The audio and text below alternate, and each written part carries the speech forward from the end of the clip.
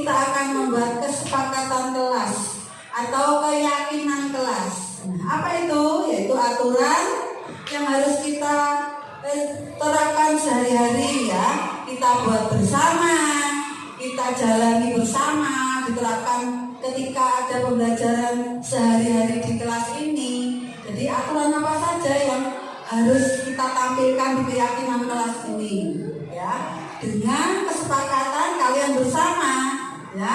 Nanti masing-masing ada, misalnya pertama kita datang harus tepat waktu, seperti itu ya. Tidak boleh makan di dalam kelas. Kalau pembelajaran harus apa? Tertib, diam, tidak berbicara sendiri, seperti itu ya. Nah, hari ini kita akan laksanakan untuk membuat kesepakatan kelas ya. Nah, kalian nanti saya kasih stick note. Nah, ini namanya stick note.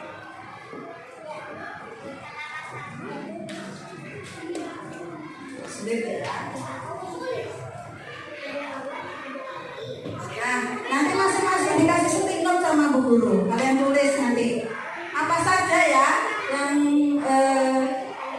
kita buat hari ini, kesepakatan apa. Misalnya pertama datang pada waktu kita masuk pagi, misalnya tidak boleh datang terlambat, seperti itu ya. Kemudian seragam kita harus rapi ya. Nanti dipandu sama Bu Guru ya, satu persatu ya. Oke, bisa semuanya? Ada yang bertanya yang kurang jelas? Tidak ya. Nah, nanti kita Bu Guru bagikan satu-satu. Nanti langkah-langkahnya yang memandu Bu Guru sendiri ya. Minta tolong Mbak, temannya dikasih satu-satu ya. Nah, kemudian ada yang warna ini boleh satu-satu ya. Oke Mbak, stop dulu videonya.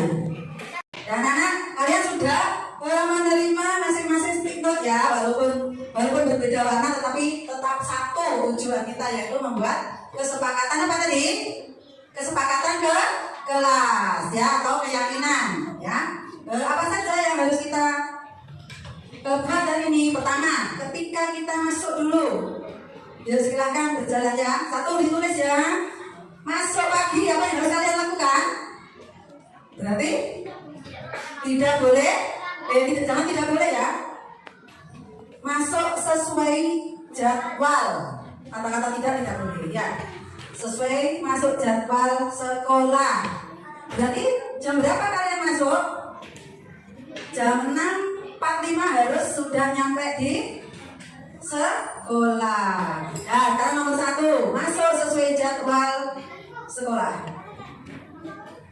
Masuk pagi sesuai jadwal sekolah, atau masuk sesuai jadwal sekolah. Nanti kita akan tulis keyakinan. Kalian tulis dulu aja yang ada. Nanti kita bahas menjadi keyakinan kelas. Oke Mbak, bisa? Silakan. Mbak yang video silakan. Teman-teman di video ya, ketika menulis sudah bisa berjalan. Yuk semuanya menulis ya. Jadi pertama ketika kita masuk pagi harus sesuai jadwal. Jadwal 6.45 harus sampai di sekolah. Mengikuti senam seperti itu ya. Terus di sana. Kemudian materinya ya kelihatan di sini Mbak. Cari kalau sudah duduk. Ayo Mbak sini. Nah, gitu ya. Nah, yuk. Anak-anak tadi sudah menulis tentang kesepakatan apa saja yang harus kalian buat. Nah, setelah kita buat kesepakatan, kita akan menulis menjadi keyakinan. Jadi kita rangkum menjadi satu keyakinan. Keyakinan yang harus kita taati. Ya, kalau sudah masuk di kelas ini berarti harus menaati keyakinan kelas. Nah, tadi datang tepat waktu, ya. Kemudian datang tepat waktu berarti jam 6.45 harus sudah sampai di sekolah. Berarti termasuk Yang kedua, tidak duduk di tempatnya Bu Guru, kursinya Bu Guru. Nah, ini masuk apa ya? Menghargai, pinter, menghargai dan menghormati.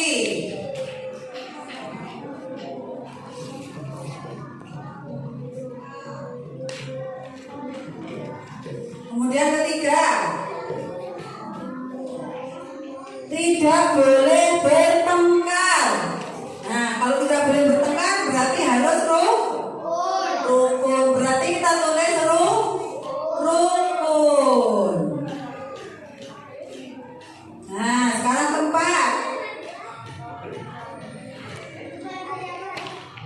Apa tadi? Tidak boleh makan dan minum. Nah, berarti apa? Makan dan minum di luar kelas. Makan minum dan minum di luar kelas. Kemudian tidak boleh membuang sampah, berarti harus menjaga kebersihan. Nama tulisnya menjaga kebersihan.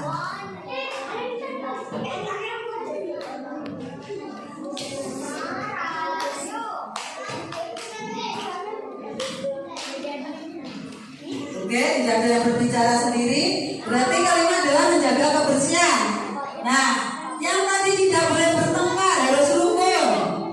Ya, tidak boleh berlari berarti disiplin.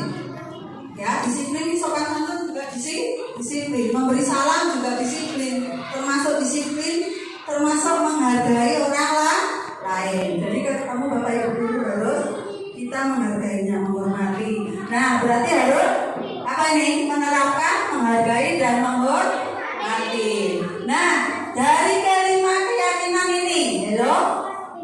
Sudah? Dari keyakinan, nah apa yang perlu ditambah? Sudah? Berarti dari keyakinan ini yang sudah kita sepakati, anak-anak setuju tidak? Loh, yang keras, setuju tidak? Berarti kalau sudah setuju, kita tinggal menerapkannya sehari-hari. Jangan lupa. Nah, harus sering dibaca, ya, biar tahu apa ya yang keyakinan kelas kita harus disiplin, ya, menghargai teman. Berarti kalau sudah menerapkan keyakinan tidak ada yang bertengkar, saling menghormati teman, menghargai Bapak Ibu guru siapapun itu yang mengajar di kelas ini. Assalamualaikum warahmatullahi wabarakatuh. Nama saya Jenitra. Hari ini saya bersama teman-teman dan Bu Rohma membuat keyakinan kelas. Saya merasa senang karena bisa mencurahkan pendapat untuk keyakinan kelas kami dengan adil dan kelas menjadi lebih disiplin. Terima kasih. Wassalamualaikum warahmatullahi wabarakatuh.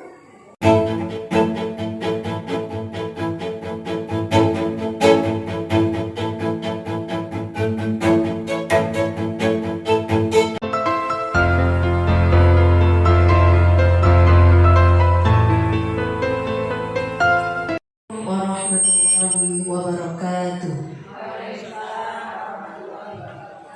Hamdan wa syukran lillah wa la hawla wa la quwwata illa billah, amma ba'du.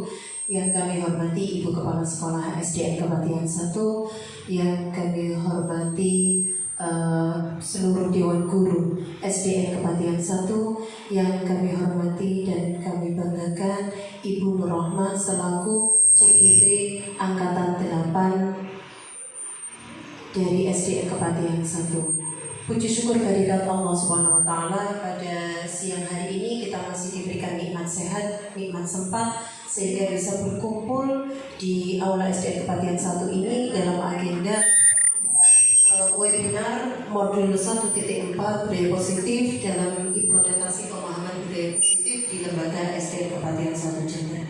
Salawat serta salam semoga senantiasa tercurah limpahkan kepada junjungan kita Nabi Agung Muhammad SAW.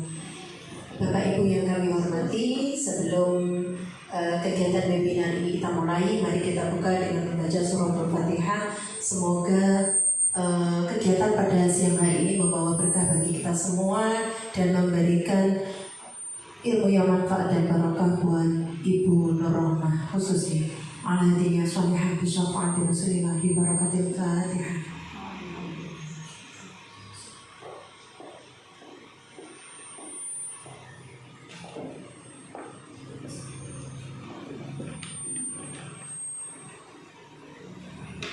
Kami sampaikan terima kasih untuk acara berikutnya, yaitu sambutan dari Ibu Kepala Sekolah kepada Ibunda DRA Saudari MPD. Kami persilakan.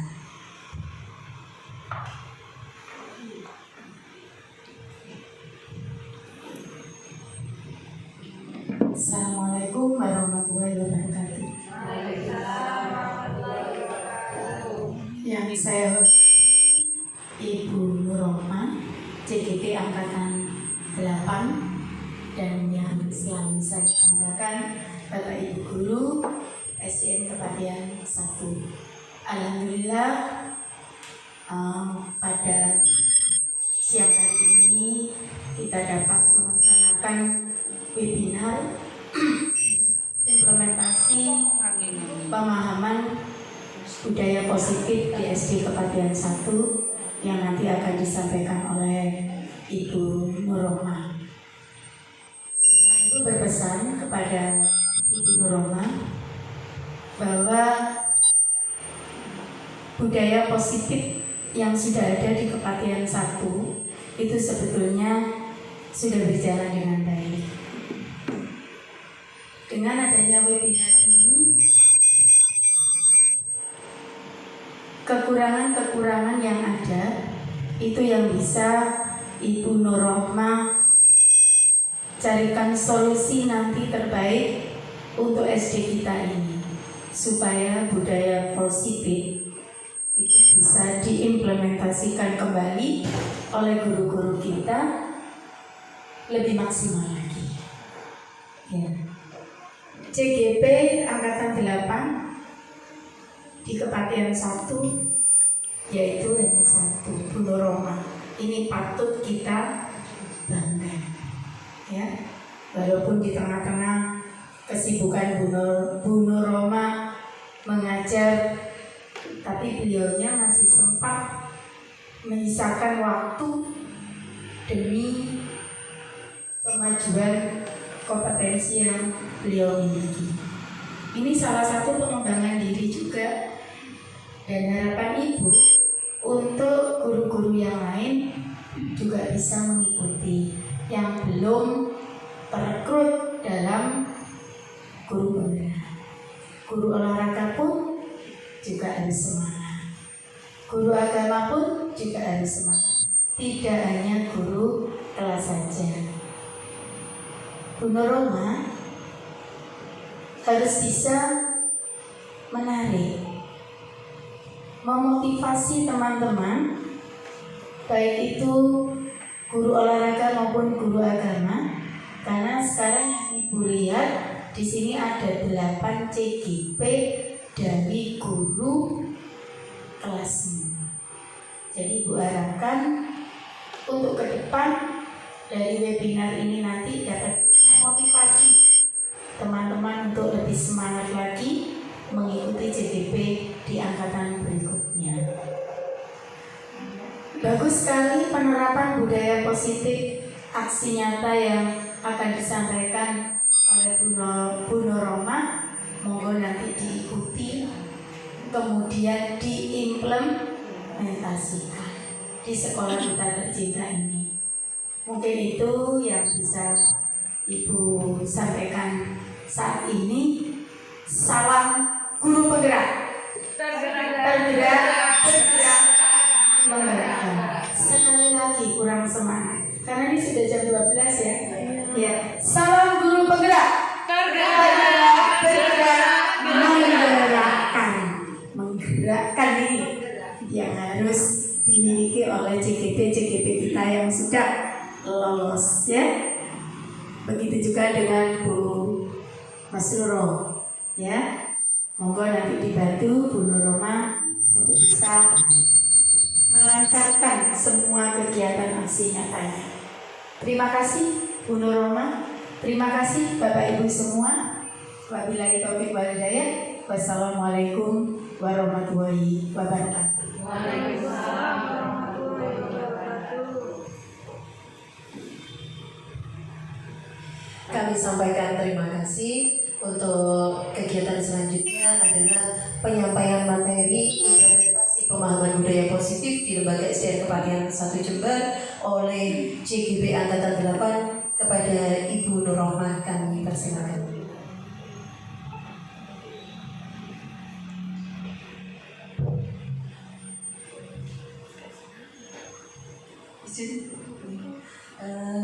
Bismillahirrahmanirrahim. Assalamualaikum warahmatullahi wabarakatuh. Waalaikumsalam warahmatullahi wabarakatuh. Marilah kita panjatkan puji syukur kehadirat Allah Subhanahu wa taala yang telah melimpahkan rahmat dan hidayahnya kepada kita semua sehingga kita bisa hadir di sini dalam keadaan sehat walafiat.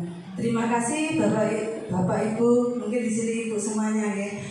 Terima kasih atas kehadirannya dalam acara aksi nyata modul 1.4 budaya positif, yaitu tentang penerapan budaya positif. Nah, dalam penerapan budaya positif ini ada beberapa materi. Insya Allah agak lama ya, mohon kesabarannya. Ada 7 materi.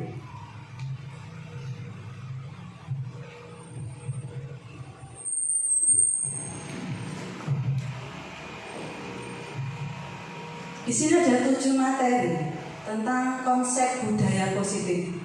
Pertama, perubahan paradigma belajar. Kemudian kedua, disiplin positif. Ketiga, motivasi perilaku manusia. Keempat, kebutuhan dasar manusia. Dan kelima, posisi kontrol restitusi. Kemudian keenam, keyakinan kelas. Dan terakhir adalah segitiga restitusi. Mari kita akan membahas satu persatu apa isi tiap materi yang ada. Pertama, tentang pembelajaran dengan paradigma baru. Jadi sekarang ini kita ada perubahan dalam pembelajaran ya Ibu. Bagaimana implementasi dalam pembelajaran dengan paradigma baru? Pembelajaran paradigma baru merupakan pembelajaran yang berorientasi pada penguatan kompetensi dan pengembangan karakter yang sesuai dengan profil pelajar Pancasila. Ibu, di sekolah kita sebenarnya sudah menerapkan kurikulum merdeka, kemudian masih separuh, kemudian yang separuh lagi masih penerapan kurikulum 13. Nah, di sini pembelajaran dengan paradigma baru.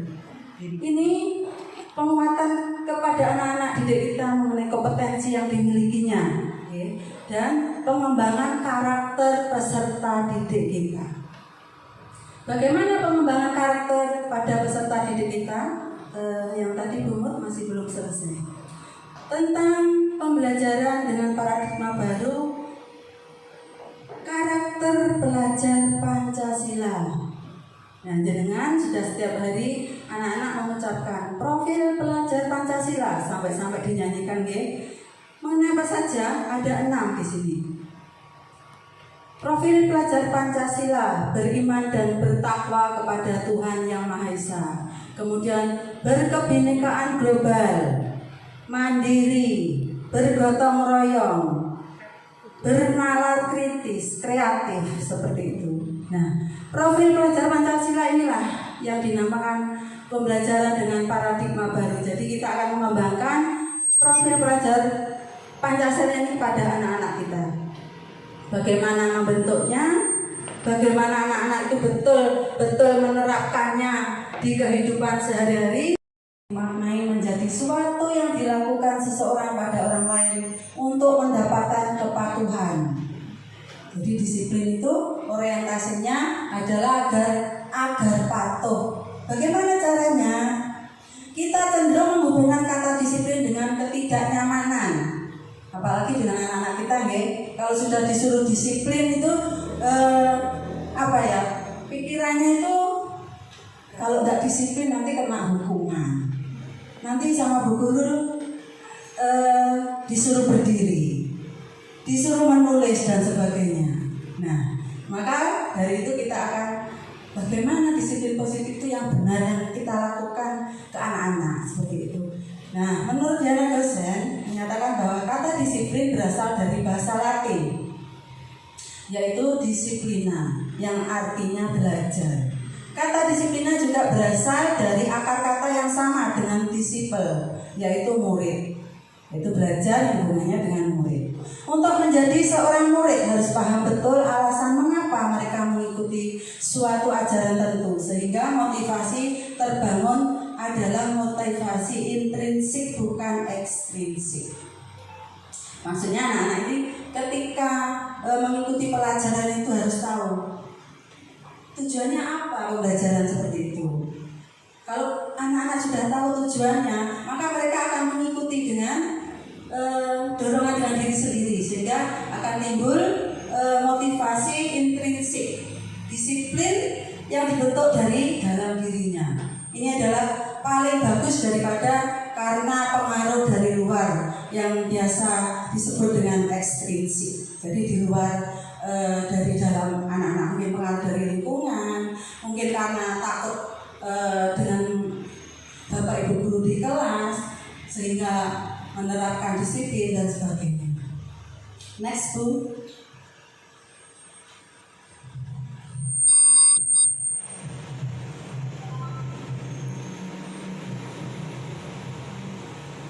Next. Nah, disiplin yang sudah saya utarakan tadi, anak-anak itu disiplin, pikirannya mungkin ke hukuman. Kalau nggak disiplin nanti saya dimarahi ke guru. Nah, kita akan belajar satu persatu. Hukuman. Jadi disiplin positif ini bisa terdiri dari bentuknya hukuman kalau tidak disiplin. Bisa konsekuensi, bisa restitusi. Nah, dari ketiga ini paling baik untuk anak-anak itu yang mana untuk perkembangan anak-anak kita? Apakah dengan hukuman atau konsekuensi atau restitusi? Mari kita akan jelaskan satu persatu. Tentang hukuman, sistem tidak berjalan bila murid tidak takut. Nah, hukuman ini kalau tidak takut maka tidak akan berjalan. Mendorong menyalahkan diri. Anak belajar menyembunyikan kesalahan. Nah, karena takut hukuman sehingga akan timbul apa? Kalau menyembunyikan berarti dia itu tidak jujur, ya. Ya, karena takut dengan hukuman tersebut sehingga menyembunyikan segala kesalahannya untuk menghindari hukuman seperti itu. Dibuat oleh guru. Coba kita introspeksi, ya, Bu. Selama ini hukuman itu apa? Kita bicarakan dengan anak-anak. Anak-anak, kalau kalian tidak datang tepat waktu, nanti apa ya konsekuensinya? Selama ini mungkin ada cuma beberapa dari kita yang akan menerapkan. Tapi selama ini yang saya tahu adalah hukuman ini dibuat oleh guru. Jadi tentang apa nanti dihukumnya anak-anak apa? Spontanitas biar berlari di lapangan. Nah, seperti itu. Ya, itu ada suatu kesalahan besar bagi kita, Bu. Kemudian untuk perkembangan anak-anak juga tidak baik. Kemudian mencoba mengontrol anak dengan penguatan negatif. Nah, kita kontrol dengan hukuman anak-anak, maka timbul negatif thinking. Bisa nanti anak-anak itu merasa dendam dengan kita. Oh, saya sudah dihukum berdiri terus di halaman sampai panas dan sebagainya. Nah, anak-anak merasa dendam seperti itu, makanya dinamakan mengontrol anak dengan penguatan negatif. Kemudian jika dilakukan dengan konsekuensi. Nah, ini memerlukan monitoring dan supervisi terus-menerus dari guru. Jadi guru itu terus-menerus memonitor anak. Bagaimana perkembangannya? Anak-anak kita kan banyak ya, Bu. Kalau yang cuma satu melakukan kesalahan, yang kita lihat cuma satu anak, sedangkan yang lain juga melakukan kesalahan. Nah, ini juga tidak bagus. Kemudian mendorong kepatuhan. Jika anak terlambat, konsekuensinya harus berdiri di misalnya di halaman sekolah. Ini sudah ada, sebenarnya kalau konsekuensi ini sudah ada atau didiskusikan bersama guru. Nanti kalau kamu terlambat maka hukumannya seperti ini. Jadi ini merupakan konsekuensi. Kemudian dibuat oleh guru dan murid. Nah, tadi sudah saya utarakan bahwa ini sudah ada diskusi. Cuma ini juga kurang bagus buat perkembangan anak-anak ini. Kemudian mencoba mengontrol anak dengan penguatan positif. Nah, jika anak berbuat salah ya harus bertanggung jawab seperti itu. Jadi munculnya positif ini anak-anak sudah dimunculkan rasa tanggung jawab atas perbuatannya sendiri. Seperti itu. Kemudian kalau kita menerapkan dengan restitusi, ya, jadi anak yang tidak disiplin itu masalahnya kita gunakan dengan cara restitusi. Murid belajar bertanggung jawab untuk perilakunya, jadi bertanggung jawab atas perilakunya sendiri. Mendorong disiplin positif, anak belajar memecahkan masalah. Anak paham bahwa dirinya sendiri pegang kendali kontrol. Nah, mendorong disiplin positif. Ketika anak-anak melakukan kesalahan, misalnya di kelas kita yang sering kita lakukan ke anak-anak kita panggil, kita ajak bicara dari hati ke hati. Oke.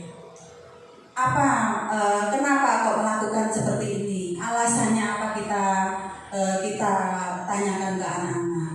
Kita kan tidak tahu ya, Bu. Mereka ada apa di jalan, di rumah dengan keluarganya kita tidak tahu. Kemudian sampai sekolah sudah terlambat. Sudah di jalan sudah ada rasa takut, tidak nyaman dan sebagainya. Lah di kelas sudah kita tanya lagi, bla bla bla. Kemudian dihukum dan sebagainya. Nah, anak-anak kita rangkul ya Bapak Ibu. Kita rangkul, kita ajak untuk memecahkan apa masalahnya kok sampai terlambat ke sekolah.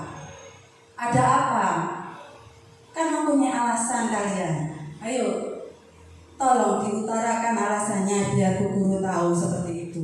Jadi jangan mendikte. Kenapa kamu terlambat? Ini sudah aturan. Nah, itu yang selama ini mungkin kita terapkan di kelas kita. Nah, kemudian restitusi itu memunculkan dorongan berdisiplin itu dari dirinya sendiri, dari datang dari dalam.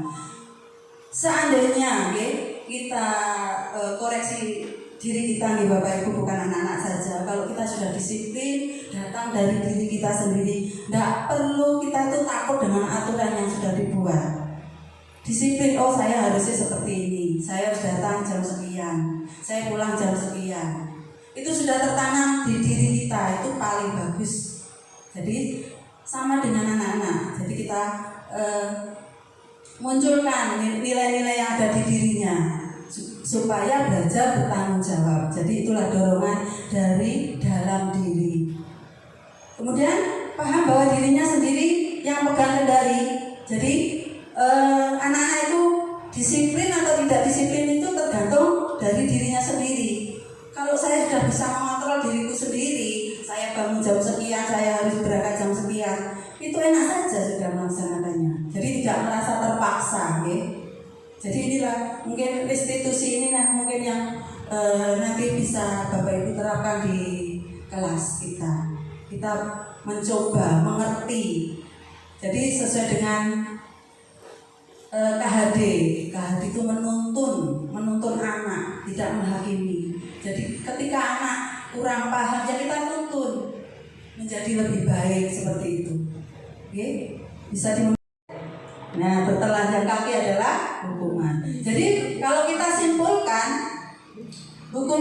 berarti berupa fisik. Ya, kebanyakan berupa fisik. Jadi anak-anak dihukum secara fisik seperti itu. Seperti masih zaman dahulu ya. Kita dicubit, dipukul kita tidak apa-apa, orang tua juga tidak apa-apa. Tetapi sekarang itu ada undang-undangnya, ya, buat anak-anak, melindungi anak-anak kita. Next, Bu. Nah, dengan hukuman tadi memunculkan motivasi perilaku. Nah, kita akan pelajari selanjutnya, ya. Motivasi perilaku manusia. Ya, Nagosen menyatakan ada 3 motivasi perilaku manusia untuk menghindari ketidaknyamanan atau hukuman. Nah, ini motivasinya. Kedua, untuk mendapatkan imbalan atau penghargaan dari orang lain, mungkin dari bapak ibu guru. Okay. Kemudian ketiga, untuk menjadi orang yang mereka inginkan dan menghargai diri sendiri dengan nilai-nilai yang mereka percaya. Nah, dari ketiga ini ada yang baik, ada yang tidak baik buat perkembangan anak-anak. Kita akan kupas satu persatu. Next, Bu. Nah, kita akan pahami bagaimana kalau dihukum dengan penghargaan. Nah, biasanya mungkin bapak ibu guru yang selama ini memberikan hadiah-hadiah berupa materi. Kalau ujian sebenarnya itu tidak bagus, ya. Tetapi kalau di materi ini rasanya kurang etis dan mungkin akan memberi perkembangan ke anak-anak yang kurang baik. Nah, dihukum oleh penghargaan.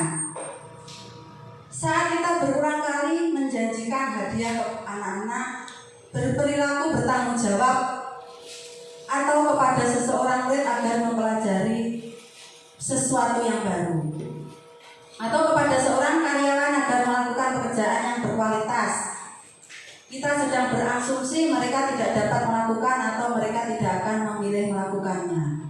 Nah, dengan memberikan penghargaan, anak-anak nantinya karena apa? Kulino, ya.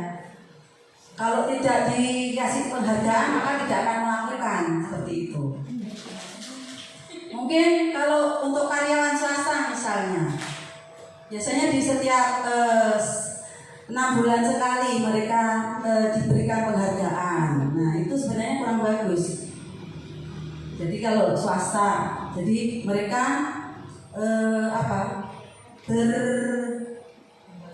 berlomba-lomba. Bagaimana saya harus bekerja dengan baik biar mendapatkan hadiah seperti itu. Nah, ini perkembangan yang kurang baik. Jadi akan membuat kebiasaan yang tidak baik buat anak-anak kita. Jika melakukan sesuatu pasti ada imbalannya seperti itu. Oke, bisa dipahami? Oke, monggo umut next. Menurut Alfikon, dalam wawancaranya ASCD mengemukakan baik penghargaan maupun hukuman adalah cara-cara mengontrol perilaku seseorang yang menghancurkan potensi untuk pembelajaran yang sesungguhnya. Jadi dengan penghargaan itu bisa menghancurkan anak-anak kita. Anak-anak kita itu tidak jadi kreatif, cuma mengerjakan karena ada imbalannya seperti itu. Beda kalau anak-anak itu kita tumbuhkan kreativitas, mereka akan berkembang secara maksimal sesuai dengan kemampuannya. Jadi tidak bahasa Jawanya jaga nih kalau dikasih upah seperti itu. Jadi kita biasakan anak-anak berkembang sesuai dengan bakatnya. Jadi kita sebagai pendidik kita harus menumbuhkan, menggali istilahnya seperti itu. Maka umut.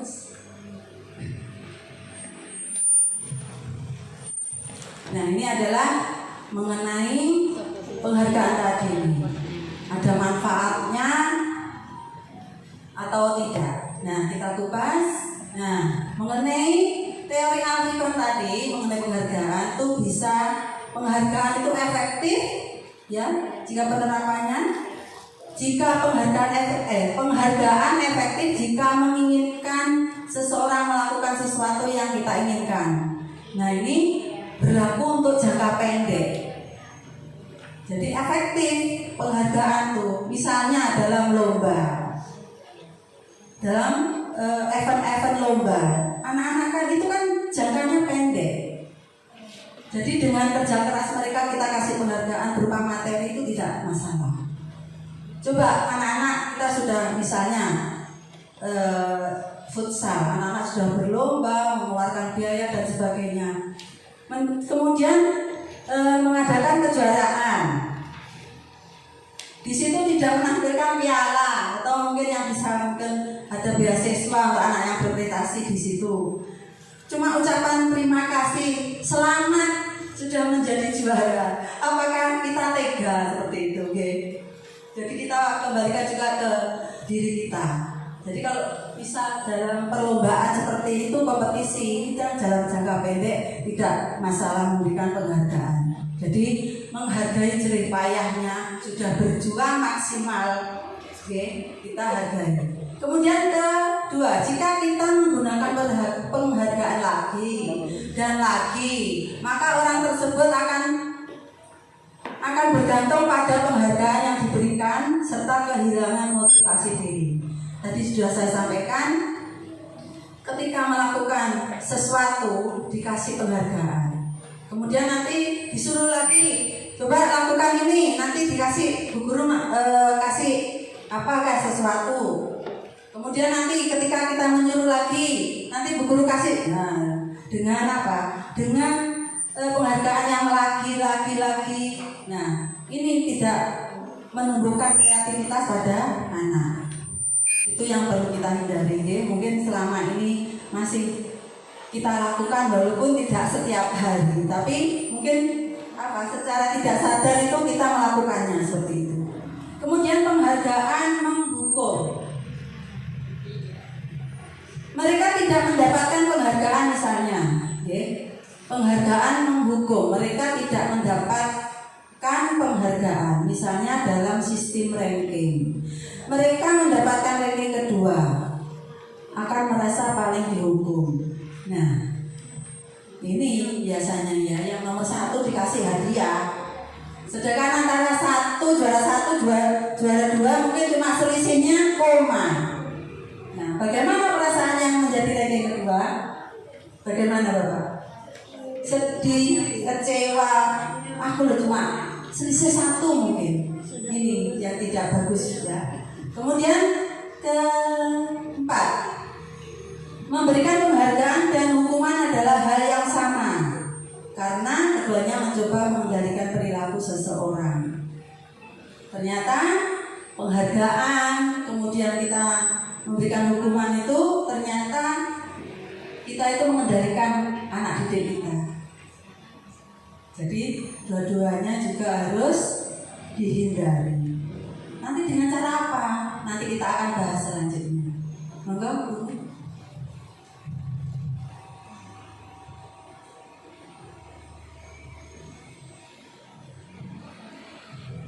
Nah, dengan disiplin positif, anak-anak bisa disiplin atau tidak. Nah, ini berhubungan dengan kebutuhan dasar manusia. Kebutuhan dasar manusia berupa apa? Bertahan hidup. Bertahan hidup itu biasanya apa ya Bapak Ibu Guru? Kalau kita pengen hidup, kita membutuhkan apa? Makan, minum, berlindung dari panas dan hujan, papan, seperti itu. Yang sifatnya kebanyakan adalah materi. Kemudian kasih sayang dan rasa diterima. Nah, anak-anak membutuhkan ini. Bagaimana mendapatkan kasih sayang dari kita sebagai Bapak Ibu gurunya, bukan dari orang tuanya saja, selama di kelas seperti itu. Kemudian kebebasan. Anak-anak itu mempunyai bebas memilih. Jadi kita harus ketika kita memberikan tugas anak-anak, mungkin anak-anak nggak bisa menggambar. Bu, saya ingin nanti laporan saya berupa puisi. Boleh, monggo. Jadi anak-anak itu punya kebebasan, bebas memilih. Kemudian kesenangan, anak-anak itu butuh senang. Makanya dari itu pengakuan dan dihargai, aku bisa seperti ini loh, kalian kok gak ada yang menghargai, seperti itu. Dan itu mereka butuh penguasaan, sehingga ketika mereka tidak memperoleh dengan cara merebut seperti itu. Jadi anak-anak juga kita beri pengertian bahwa anak-anak itu juga harus saling menghargai dengan temannya seperti itu. Next pun. Nah, ini adalah contoh kasus kebutuhan dasar manusia. Ini adalah contoh di SD Mutiara. Ibu Novi, guru kelas 3 di SDN Mutiara, sedang bingung menghadapi ulah salah satu murid di kelasnya, yaitu Bayu. Beberapa anak di kelas 3 telah datang padanya dan mengeluhkan Bayu yang sering meminta bekal makan siang mereka dengan paksa atau merebut istilahnya. Jika Anda menghadapi situasi seperti Ibu Novi, apa yang Anda lakukan? Menurut Anda, kira-kira apa alasan Bayu melakukan hal tersebut? Jika kasus ini dihubungkan dengan kebutuhan dasar, merebut makanan dari temannya, apa kira-kira nih Bapak Ibu guru? Merebut, berarti mereka butuh apa Bayu ini? Butuh makan. Berarti Bayu itu membutuhkan kebutuhan dasar manusia bertahan hidup. Di sini juga ada, kalau kita pilah-pilah, merebut berarti merasa berkuasa, seperti itu. Jadi Bayu ini memerlukan apa? Kasih sayang dari temannya, kasih sayang, kemudian penguasaan atau dianggaplah, merasa dianggap oleh teman-temannya seperti itu. Kemudian ada kasus lagi, Bu Mut.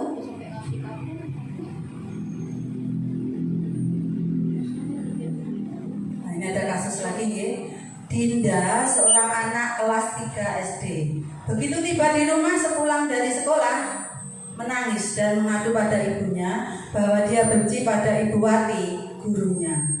Menurut Anda, kebutuhan apa yang berusaha dipenuhi oleh Dinda jika jawabannya seperti itu? Bila Anda berada dalam posisi Ibu Wati dan mendengarkan informasi dari Ibu Dinda tentang perasaan Dinda hari itu, apa yang akan Anda lakukan pada Dinda besok ketika Dinda masuk sekolah agar kebutuhan Dinda terpenuhi? Kira-kira tentang apa ya kebutuhannya? Perhatian. Berarti kasih sayang. Gurunya cuek ini kayaknya ya. Jadi anak-anak benar kita itu kalau mengajar di kelas rendah itu seperti kita itu ngomong ya Bapak Ibu, harus banyak apa, dekat dengan anak-anak, kita ajak bicara dengan hati ke hati.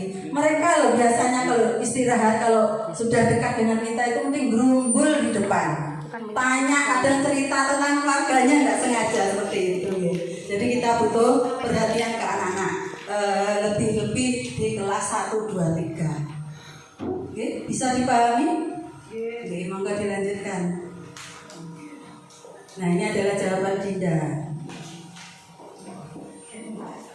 Ibu guru bilang aku tidak boleh bersenandung sewaktu mengerjakan tugas. Katanya kelas harus tenang, tidak ada suara, kan nggak seru jadinya. Ya, ada anak-anak kalau mengerjakan sambil siul-siul juga ada.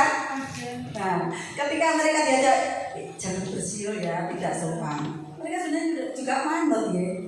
Tapi kadang kita kalau sudah, kadang apa ya, bahwa kita sudah emosi, mendengar seperti itu jadi emosi. Yang ini yang perlu kita kendalikan. Jangan rame dengan ketusnya. Nah, kemudian, ibu guru tidak menyapa hari ini. Padahal aku loh pakai speed baru. Sudah macam cantik-cantik guru menengahi. Nah, kalau seperti ini butuh apa ini? Kasih sayang. Ujian cuma mungkin 1-2 kalimat loh, anak itu sudah senang. Sudah rumahnya sudah di awan-awan kalau kita sanjung sebentar aja gitu.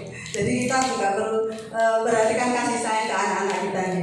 Aku bosen mas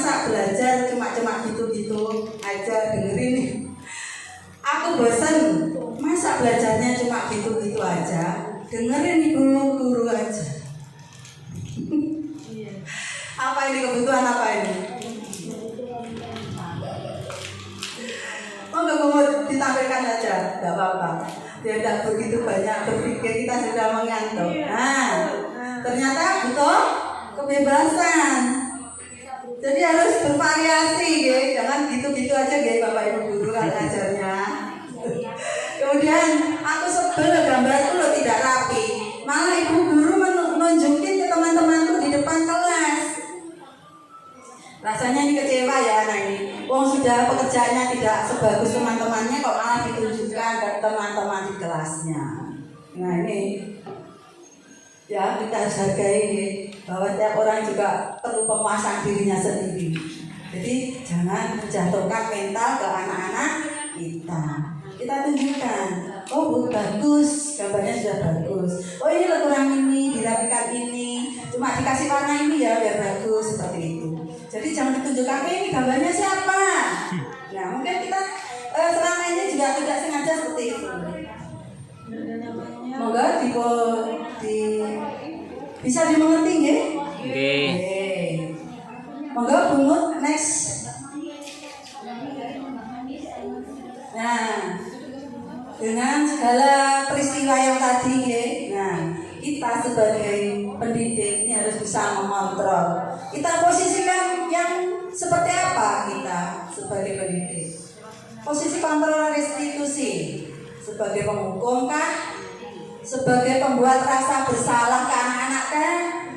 Sebagai teman, sebagai pemantau atau sebagai manajer? Nah, kita akan pelajari satu persatu.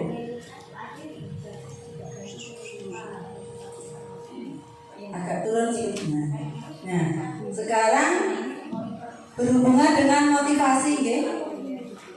Ada motivasi eksternal, ada motivasi intrinsik. Nah, dari posisi kontrol itu yang termasuk eksternal itu apa saja? Ternyata di sini muncul penghukum. Ini masuk eksternal. Pembuat orang merasa bersalah. Nah, ini adalah termasuk perilaku kontrol yang negatif. Jadi membuat anak-anak itu merasa tersakiti, merasa dendam seperti itu.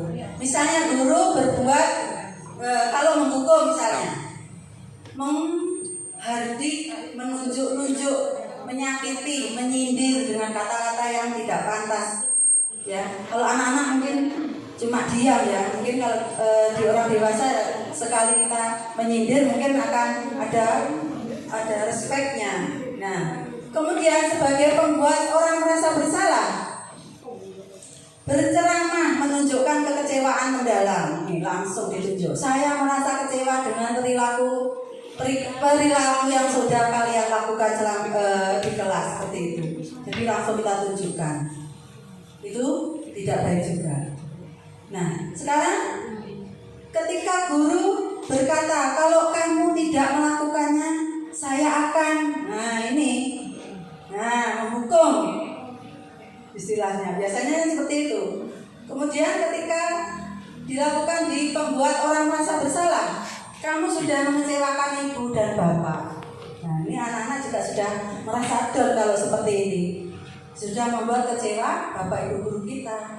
Nah, ketika kita jadikan teman, jadi guru berbuat tadi membuatkan alasan-alasan untuk murid-muridnya. Biasanya kalau kita berteman tidak akan menyalahkan teman kan? Kata-katanya manis, bersahabat seperti itu. Jadi kalau kita ke anak dalam posisi sebagai teman itu juga bagus. Tapi di posisi lain juga ada efek sampingnya. Nah, kita nanti akan pelajari. Sebagai pemantau, menghitung dan mengukur. Biasanya seperti ini. Nanti selama seminggu ini kalau tidak ada perubahan, bla bla bla bla seperti itu. Mengukur, memantau terus dalam seminggu. Anak-anak yang sudah melakukan kesalahan dipantau terus. Kan dipantau merasa apa? Risih. Ini sudah. Jadi kita memposisikan sebagai manajer. Kita panggil anak tersebut. Kenapa terlambat? Alasannya seperti apa? Seperti itu. Jadi mereka akan mengutarakan alasan-alasannya. Kemudian ketika pemantau, apa peraturannya? Apa konsekuensinya? Sanksinya apa? Nah, ini pemantau. Jadi ada konsekuensi. Tetapi jika dikontrol manajer, apa yang kita yakini? Nah, sebelumnya kalau kontrol manajer ini biasanya sudah ada diskusi di kelas, membentuk suatu aturan-aturan yang dulu dinamakan kesepakatan. Nah, sekarang ini lebih luas lagi menjadi keyakinan kelas. Nah, seperti itu. Jadi lain lagi apa yang diucapkan seperti itu. Next, Bu.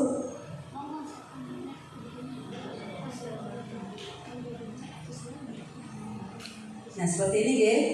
Ini adalah pernyataan-pernyataan dari kalimat saya kecewa sekali dengan kamu.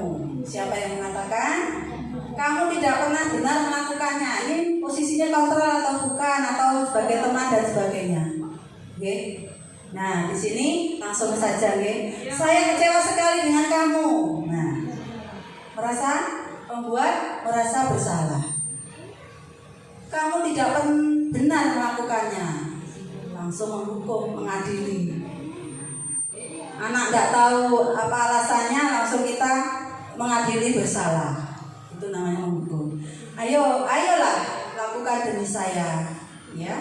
Itu adalah teman. Nah, teman ini. Jadi membuat banyak kesalahan, segunung kesalahan itu tidak kelihatan sebagai teman, tapi mengajak menjadi lebih positif di teman ini. Kemudian ketika bagaimana kamu bisa menyelesaikan masalah ini? Nah, kita ajak bagaimana anak ini bisa menyelesaikan masalah yang dia lakukan sendiri. Jadi kita tumbuhkan dorongan dari dirinya itu, yang bisa menyelesaikan adalah dirinya sendiri. Kita ajak bicara. Mereka akan bicara juga. Jadi intonasi kita ketika mengajak bicara juga harus kita sesuaikan. Kita menghadapi anak-anak atau orang dewasa seperti itu. Kamu selalu paling yang terakhir. Kamu selalu yang paling terakhir. Nah, mesti wes. Nah, ini kalau bahasa Jawa ini mesti wes. Nah, ini ya hukum. Kamu tidak akan mendapatkan bintang bila tidak menyelesaikan tugas ini, ya. Pemantau sudah.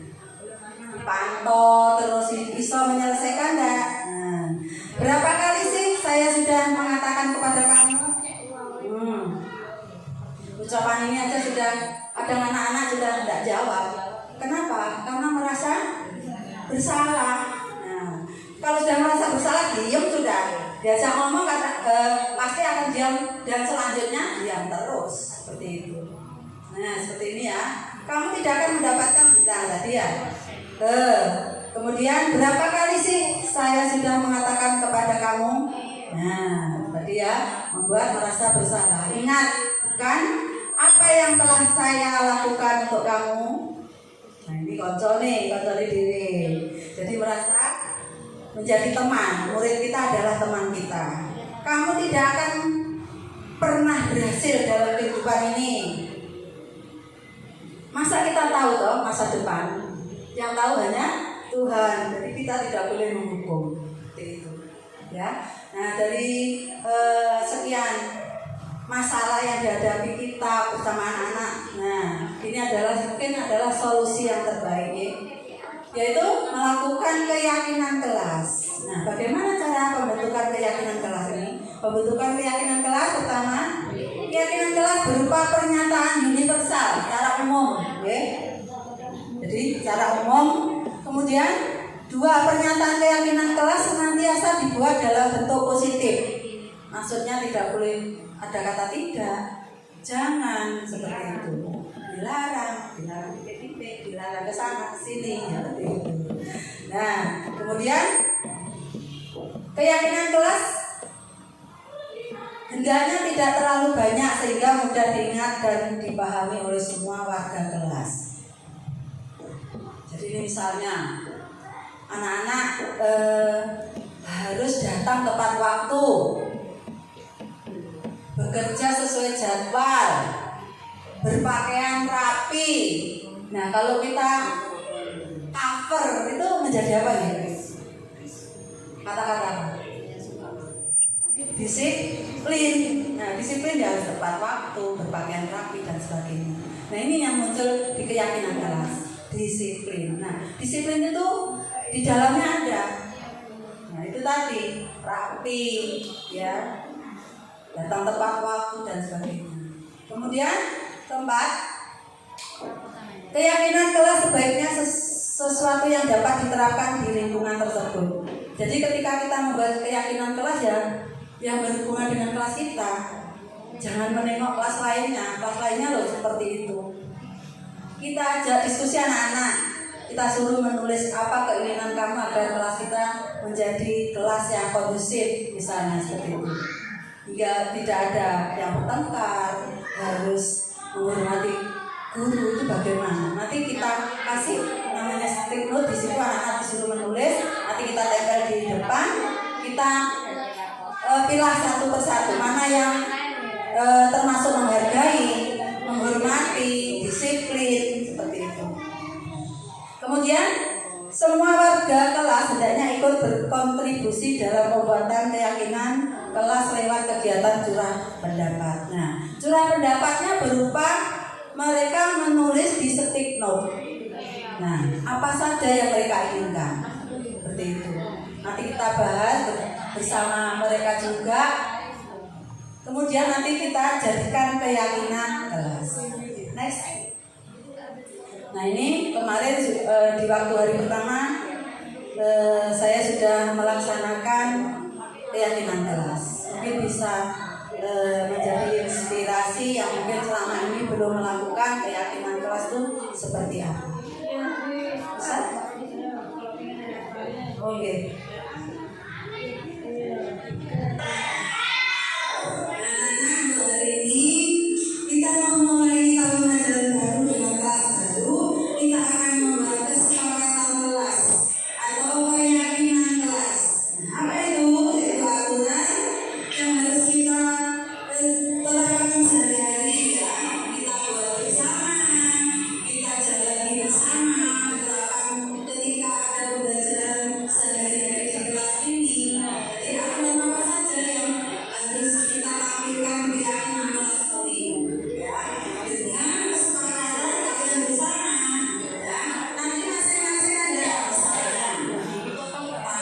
Menit.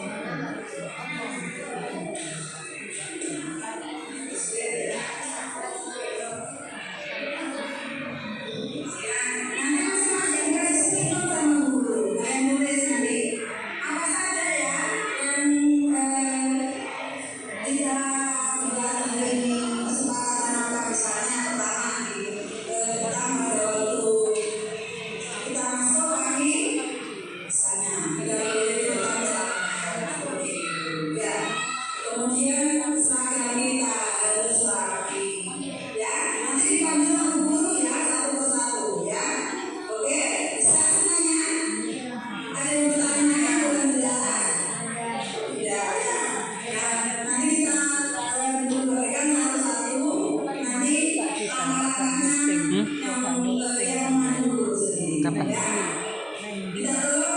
Paling awal, pas pembelajaran awal di lab kali.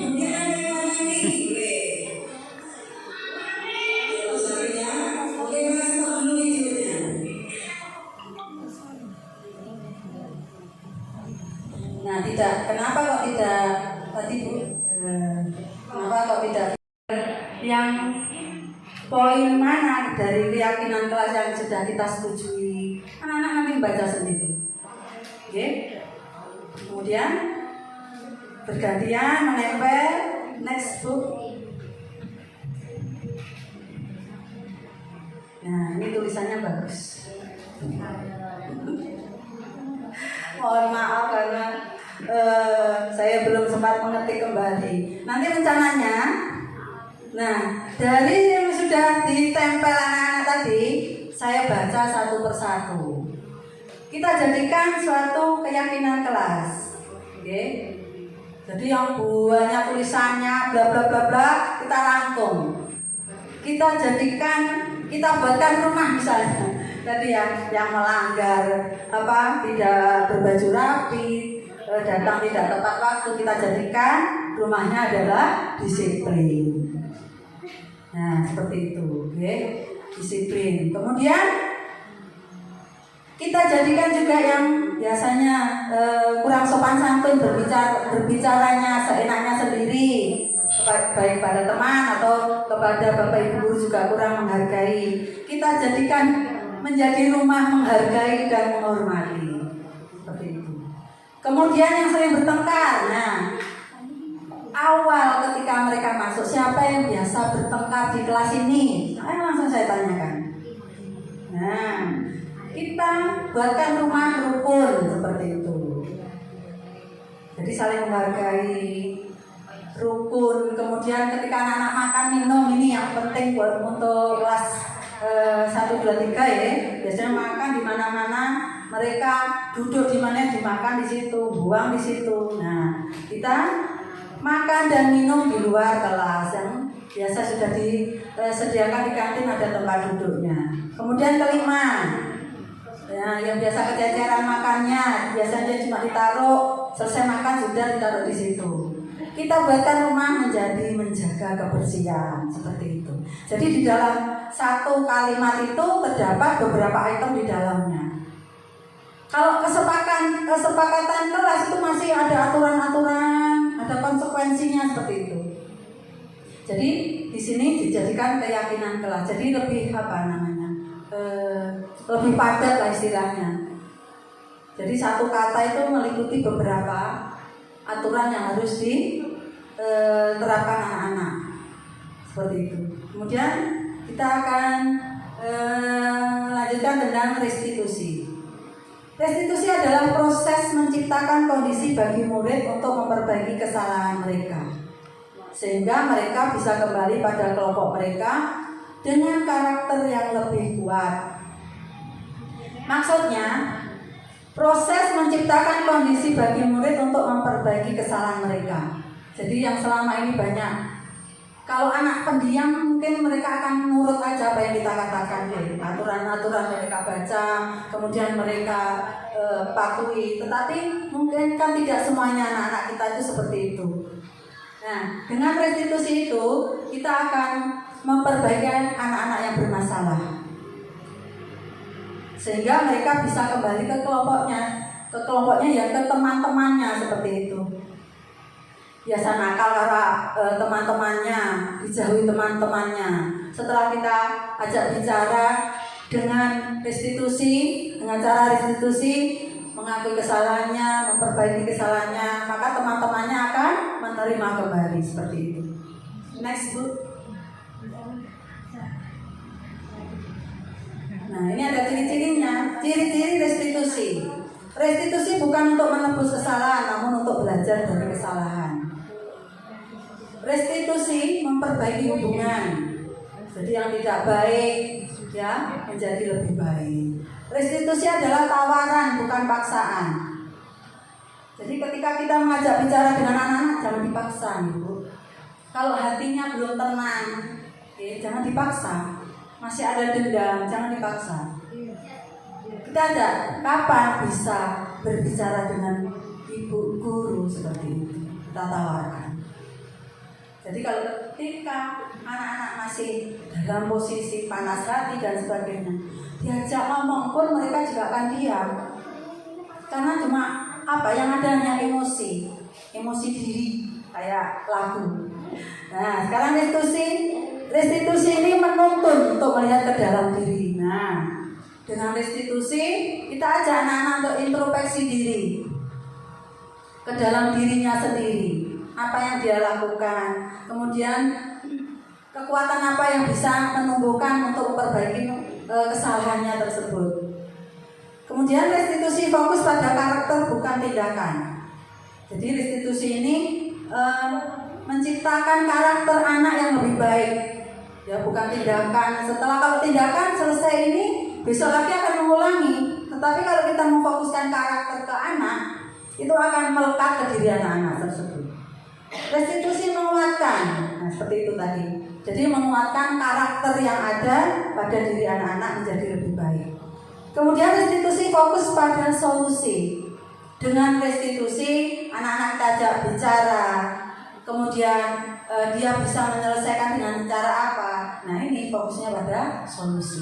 Tidak masalahnya kita bicarakan terus, tapi kita ajak bagaimana menyelesaikan masalahnya.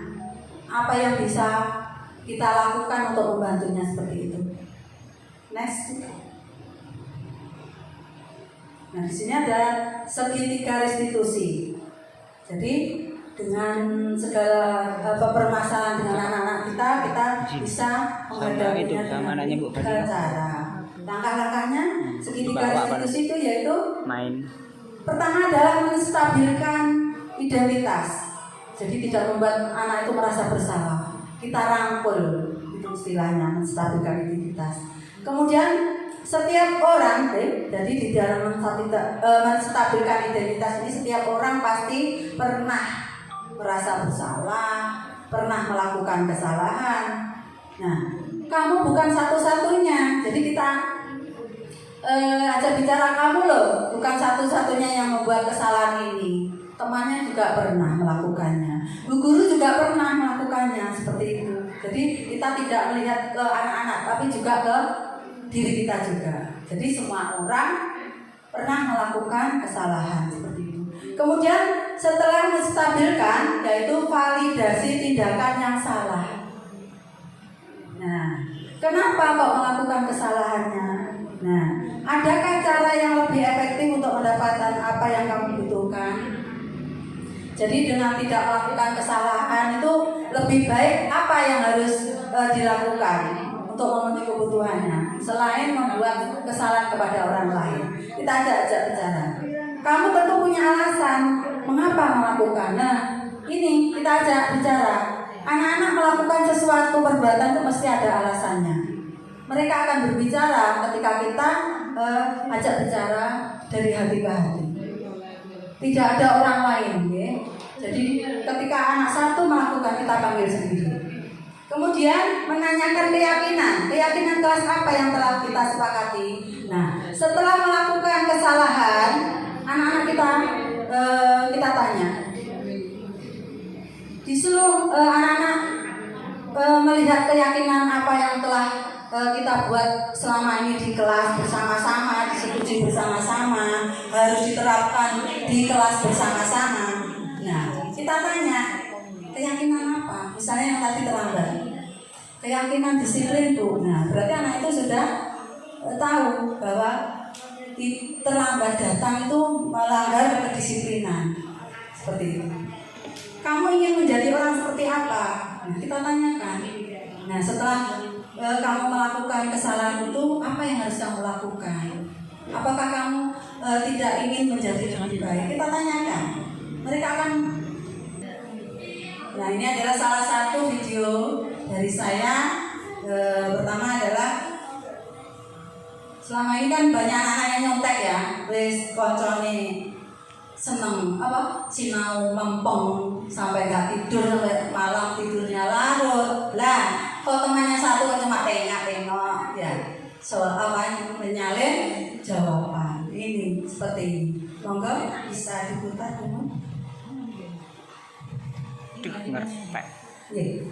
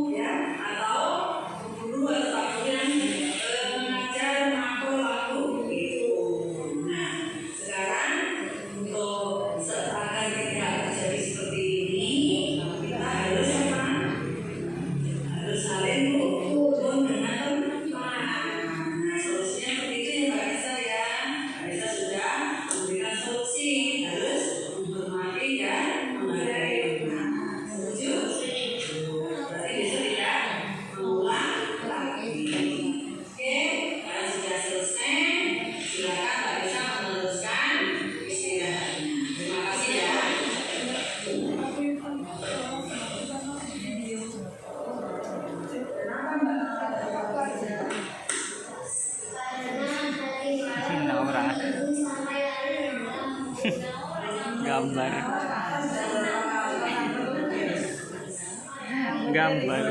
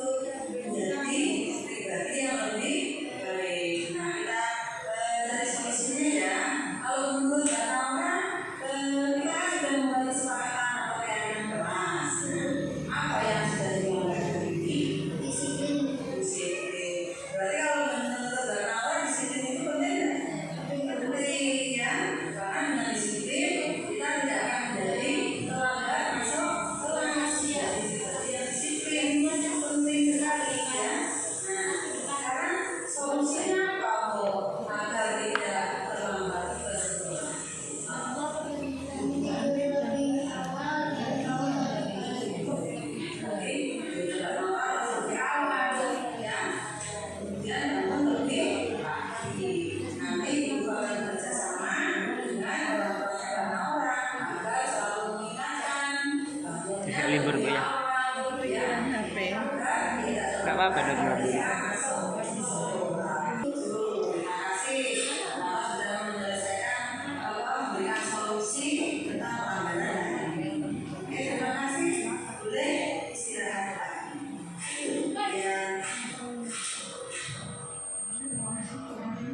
Thank you. Nah, inilah Bapak Ibu guru bagaimana menyelesaikan masalah-masalah yang ada di kelas kita.